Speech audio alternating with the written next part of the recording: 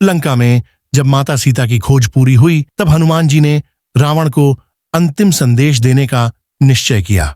हनुमान जी ने अपने छोटे से स्वरूप को विराट बना लिया और अशोक वाटिका को तहस नहस कर दिया। उन्होंने रावण के सैनिकों को परास्त किया और अंत में रावण के दरबार तक पहुंच गए। वहां जाकर हनुमान जी ने गर्जना की, हे रावण, अभी भी समय है, श्री राम के चरणों में शरणागति कर लो, अन्यथा तुम्हारे अहंकार का नाश निश्चित है। रावण ने हंसते हुए हनुमान जी को पकड़वा लिया और उनकी पूंछ में अग्नि लगवा दी, पर हनुमान जी ने उस अग्नि को ही अस्त्र बना लिया और पूरी लंका को जला डाला। इस प्रकार पूरे लंका में हनुमान जी का पराक्रम और श्री राम का संदेश फैल गया।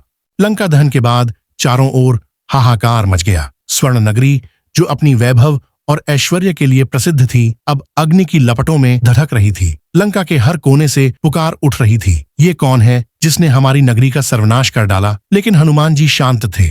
उनके हृदय में कोई अहंकार नहीं, बल्कि केवल प्रभु श्री राम का संदेश। दहन के बाद वे अशोक वाटिका पहुंचे, माता सीता के चरणों में प्रणाम किया और कहा, माता, मैं दास हूं श्री राम का। श्री राम शीघ्र ही यहाँ आएंगे और आपको मुक्त करेंगे। माता सीता की आंखों से आंसू बह निकले। उन्होंने अपनी चूड़ामणि हनुमान जी को दी ताकि वे उसे श्री राम के पास ले जाकर उनके आने का विश्वास दिला सकें। इसके बाद हनुमान जी ने अपने विशाल रूप में आकाश मार्ग पकड़ा और सागर को पार करते हुए पुनः वानर सेना के पास लौटे। सभी वानरों ने जब सुना कि हनुमान जी माता सीता का पता लगाकर आए हैं तो पूरा पर्वत और वन गूंज उठा। जय श्री राम, जय महाबली हनुमान। हनुमान जी ने जाकर प्रभु श्री राम के चरणों में प्रणाम किया और सीता माता का समाचार सुनाया। उन्होंने चूड़ामणि भेंट की और माता का संदेश सुनाया। श्री राम की आंखें नम हो गईं। उन्होंने हनुमान जी को गले से लगाया और कहा, हनुमान, तुम्हारा यह उपकार मैं कभी चुका नहीं सकता। तुम्हारे समान सेवक संसार में कोई नहीं है।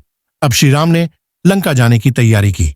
वानर सेना विशाल थी, लेकिन सामने था विराट सागर। श्री राम ने सागर देव से मार्ग देने की प्रार्थना की, परंतु जब सागर ने मौन धारण किया तो श्री राम ने अपने धनुष पर बाण चढ़ा लिया। धरती और आकाश कांप उठे। तभी सागर देव प्रकट हुए और बोले, प्रभु, मुझे क्षमा करें, मेरे ऊपर से ही पुल का निर्माण करें।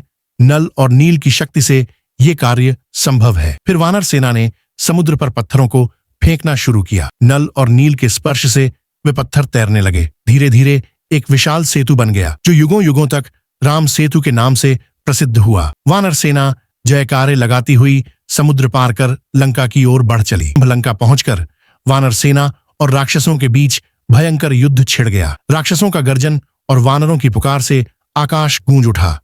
अंगद, नल, नील, जांबवंत, सुग्रीव सभी ने अपनी अपनी शक्ति का प्रदर्शन किया। उधर रावण ने अपने पराक्रमी पुत्र मेघनाद और सेनापतियों को भेजा। युद्ध कई दिनों तक चलता रहा। कभी वानर सेना प्रबल होती तो कभी राक्षसों का बल भारी पड़ता, लेकिन प्रत्येक क्षण श्री राम और हनुमान जी का साहस सेना के लिए प्रेरणा बना रहा।